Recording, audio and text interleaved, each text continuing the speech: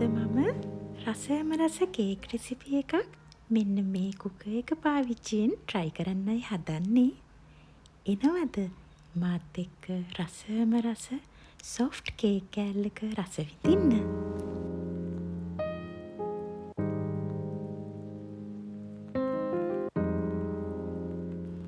ඉතින් අදත් ඔන්න ඔයාලා හැමෝම හරිම ආදරෙන් මගේ YouTube channel එකට පිළිගන්නවා.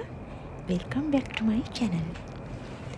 අද මං මේ ලෑස්ති වෙන්නේ රසයම රස රෙසිපි එකක් try කරන්න. මේක රසයම රස ඩිසර්ට් එකක් කියලාත් හඳුන්වන්න පුළුවන්. එහෙනම් එන්නකෝ අද අපි මල්ටි කුකර් එක පාවිච්චි කරලා ට්‍රෙස්ලේචර්ස් කේක් රෙසිපි එකක් try කරමු. ඉතින් මේ තියෙන්නේ අපිට ඒකට ඕනි වෙන හරිම සිම්පල් ඉන්ග්‍රීඩියන්ට්ස් ටික. පිටි, බිත්තර, සීනි, fresh milk, oil, vanilla essence, ලුණු ස්වල්පයක්. මේ ඔයිල් එක තෝරගනිද්දී ඒක සැර සුවඳක් රසක් නැති එකක් වෙන්න ඕනි.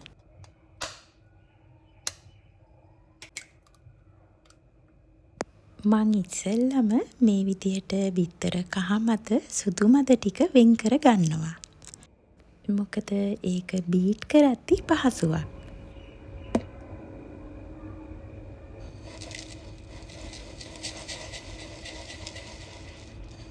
දැන් සීනි වලින් කොටසක් මේ විදියට වෙන් කරගත්ත බිත්තර කහ මත එකට එකතු කරලා හොඳට මිශ්‍ර කර ගන්නවා.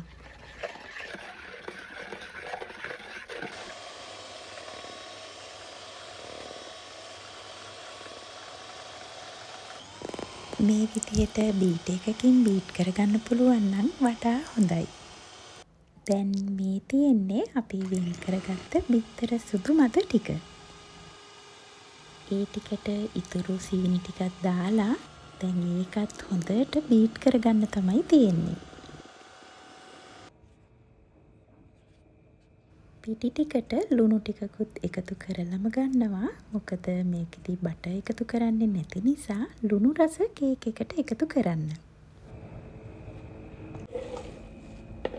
මං කැමති දේවල් slow and simple වෙනවට.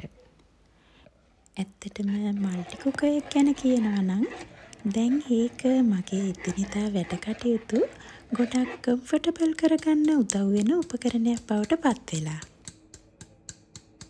හරි. ඉතින් දැන් කහ මත සුදු මත මිශ්‍රණ දෙක හොඳට එකට එකතු කරලා හොඳට විස්ක් කරලා ඊට පස්සේ ඒකට අපේ පිටි ටිකත් එකතු කරගත්තා.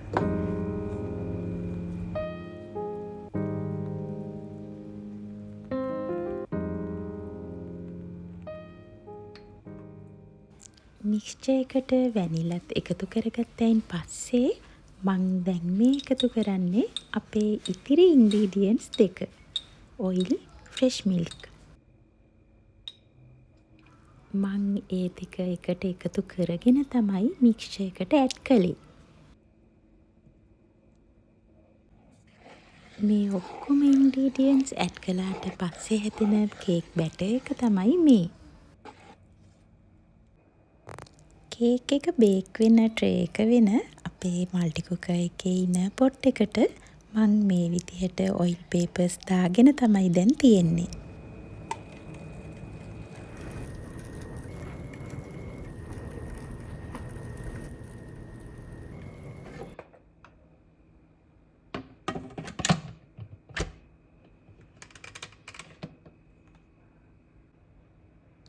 ඔන්න ලිඩ් එක හොඳට සීල් වෙන්න වහලා මේ වෑල් එක ඕපන් පොසිෂන් එකේ තියන්නත් අමතක කරන්න එපා. ඉතින් අද මං මගේ මල්ටි කුකර් එකේ කේක් මෝඩ් එක තමයි යූස් කරන්නේ. ඔයාගේ මල්ටි කුකර් එකේ කේක් මෝඩ් එකක් නැත්නම් එහෙනම් ඔයාට මැනුවල් මෝඩ් එකේ මීඩියම් හීට් එක යූස් කරන්න පුළුවන්.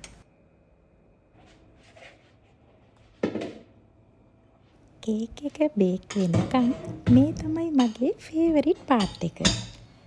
ඉයුම් පිහුම් බේකින් වැඩවලින් පස්සේ ආපහු සුපුරුදු කිචන් එක අත්පත් කරගන්න එක.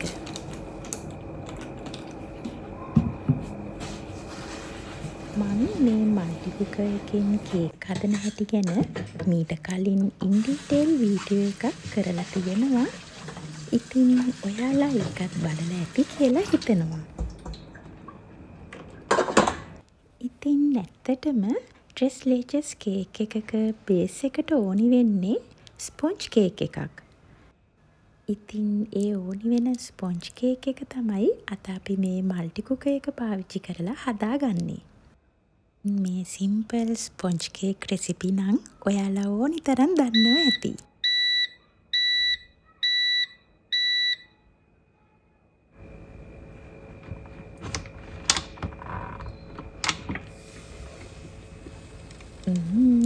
ඒකින් දැනටමත් හරිම උණුසුම් ඒ වගේම හරි කම්ෆර්ටබල් සුව පහසුවක් දනවන සුවඳක් තමයි එන්නේ. මං ඉතින් කේක් එකේ ඉතුරු වැඩ ටිකට කේක් එක මෙහෙම ට්‍රේ එකකට මාරු කරගත්තා. මේ කේක් එක ස්පෙෂල් වෙන්නේ මෙන්න මේ කිරි වර්ග 3ෙන්. මේ ට්‍රෙස් ලීච් සිරප් එක හදාගන්න මෙන්න මේ විදිහට කිරි වර්ග 3ක් පාවිච්චි කරනවා. හෙවි ක්‍රීම් නැත්නම් ඩබල් ක්‍රීම්. ඊට පස්සේ එවපොරේටඩ් මිල්ක්. ඊළඟට කන්ඩෙන්ස් මිල්ක්. කොහොමත් ට්‍රෙස් ලීචස් කියන්නේ ස්පැනිෂ් ටර්ම් එකක්. එතකොට ඒක ඉංග්‍රීසි වලින් ට්‍රී මිල්ක්ස් කියලා තමයි තේරුම එන්නේ. කිරි වර්ග 3ක් එකතු කරලා හැදුව මේ සිරප් එක ස්පොන්ජ් කේක් එකට හොඳට උරා ගන්න ලීසි වෙන්න මෙන්න මේ විදිහට ගෑරුප්පුවකින් අපි සිදුරු විද ගන්න ඕනි.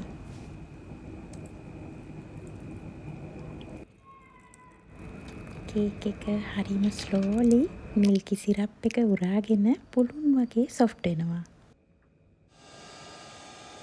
ඉතින් කේක් එකට පුංචි ඩෙකරේෂන් එකකුත් ඇඩ් කරගන්න තමයි හදන්නේ. මේ වැඩේ ලස්සනට කරගන්න විප් ක්‍රීම් හරි හෙවි ක්‍රීම් හරි යූස් කරන්න පුළුවන්. ඒ රස වැඩි වෙන්න ඒකට තව අයිසින් ෂුගර් ටිකකුත් එකතු කරගන්න.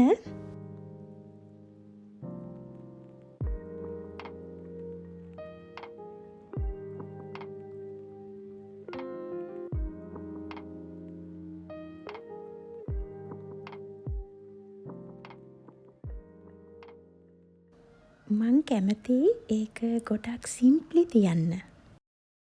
ඉතින් මේ ෆ්‍රෙෂ් ස්ට්‍රෝබෙරි වලින් කේක් එකට චාම් පොඩි එළියක් දෙන්න තමයි මේ හදන්නේ.